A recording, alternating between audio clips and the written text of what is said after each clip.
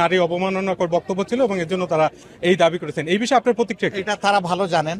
আমার বিরুদ্ধে একটা মিথ্যা অভিযোগ আনা হয়েছিল, সেইটা ইতিমধ্যে ফয়সালা হয়ে গিয়েছে। এখন তারা কি জন্য গিয়েছেন এর উত্তর তারাই ভালো দিতে পারবেন। আর আমি এটাকে কোনো সমস্যা হিসাবে দেখি না। একজন যেতেই পারে, এটা তার ফ্রিডম অফ এক্সপ্রেশন, সে চাইতে পারে। চাইলেই তো আর সব কিছু হয় না, সব কিছুর বাস্তবতার নিরিখে নিতে হবে। আর আমি নারী বিদ্বেষী, এটা তাদের অভিযোগ। আমি নারীদের জন্য লড়াই করে যাচ্ছি। এই সমাজে নারীদের জন্য কিভাবে সম্মান এবং নিরাপত্তার জায়গাটা তৈরি করা যায়।